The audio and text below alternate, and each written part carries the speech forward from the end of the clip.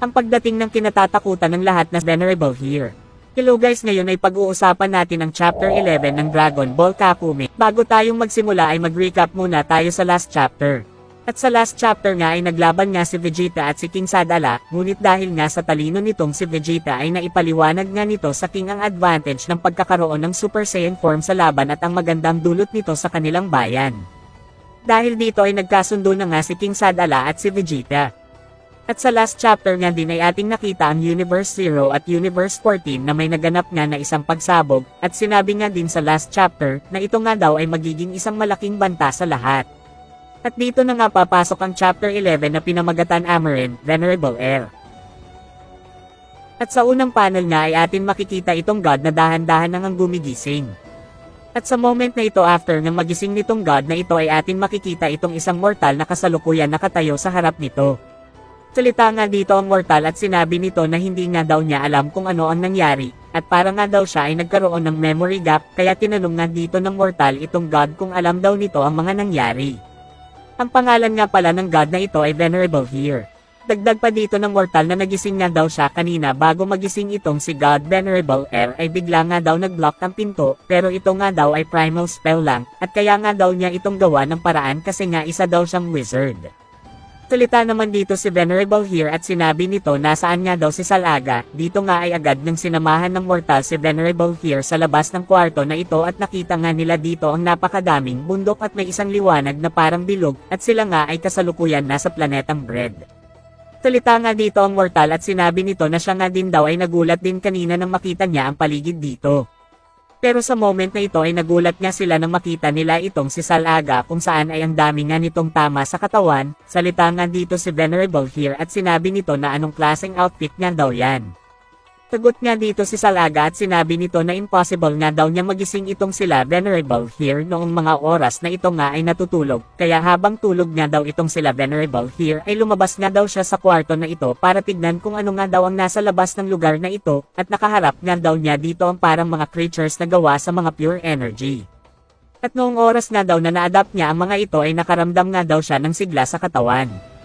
Kaya naging patient ako at i-manage ko na ma-absorb ang capacity vitality ng mga ito, dahilan kaya nagawa kong ma-overcome ang mga ito.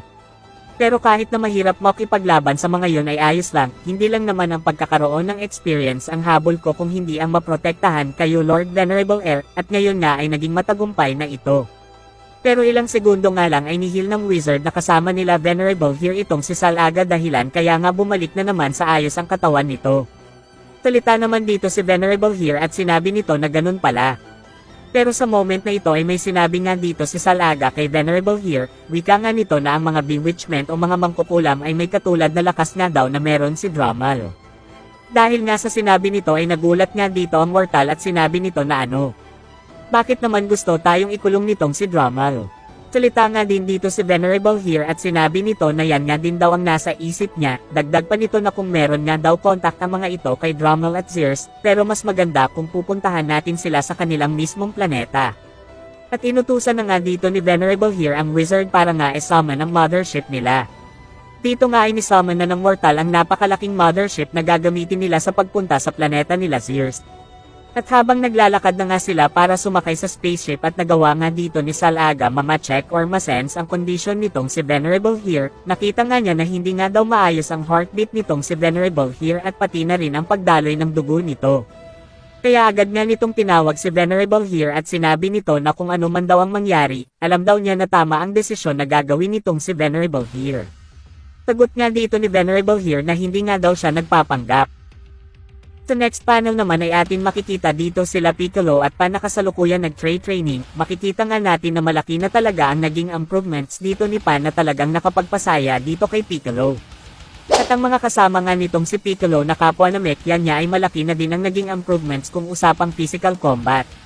Ang next na nga nilang gagawin ay ang i-train ang kanilang utak sa pamamagitan ng pagpapalawak ng kaalaman ng mga ito.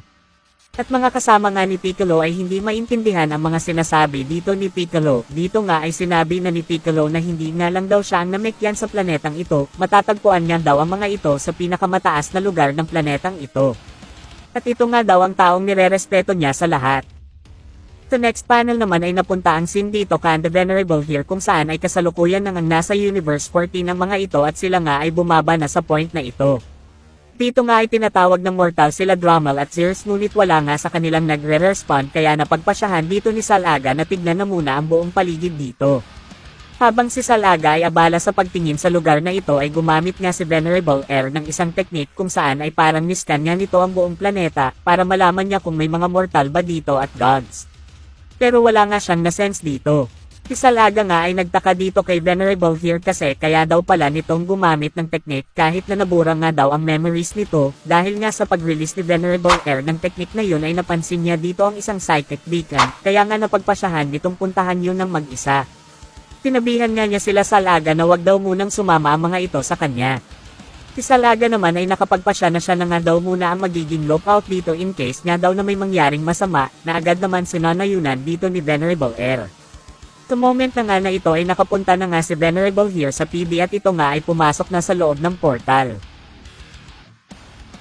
Sila Salaga naman ay nasa bandang malayong distansya kung saan ay tanaw pa nga nila itong si Venerable here at sinabi nga dito ni Salaga na ang mga pillars nga daw ay pumupunta ng magkakasama dyan para lang buksan ang magic door na yan. Salita naman dito ang mortal at sinabi nito kay Salaga na sa tingin daw ba nito makakapasok itong si Venerable here dyan. Ngunit ilang minuto nga lang ay bigla nang ang naglaho dito si Venerable here na talagang kinagulat dito ng dalawa. Tinasabi nga dito ng mortal na baka nga daw trap yun pinasukan nitong si Venerable here at binabalak nga dito ng mortal na hanapin na agad nila ito. Si Salaga naman ay nagsalita dito at sinabi nito na nararamdaman pa nga daw niya ang presensya nito at based nga daw sa nasa-sense niya ay nasa ibang dimension nga daw ito. Sa moment na ito ay nag-focus nga si Salaga sa pag-sense sa lokasyon kung nasaan nga itong si Venerable here at once nga daw na malaman niya ang lokasyon nito ay sisirain na nga daw niya ang planeta na ito para lang mapuntahan si Venerable Hears. Na agad naman sinanayunan dito ng mortal. Sa kabilang banda naman ay napunta ang scene dito kay Venerable here, makikita nga natin na naghanda na nga ito sa pamamagitan ng pagpapalabas ng isang weapon. Pero ilang segundo nga lang ay lumabas nga dito ang kay ng Universe 14 na si Zhao. At sinabi nito na matagal na nga daw niya itong inaantay halos 6 months na nga daw, dagdag pa dito ni Zhao na sumunod ka sa akin, lahat nga daw ay naaayon na sa kanilang inaasahan na plano. Sagot nga dito ni Venerable here na tayo. Salita nga ulit si Zhao at sinabi nito na oo, hayaan mong ipakita ko sayo.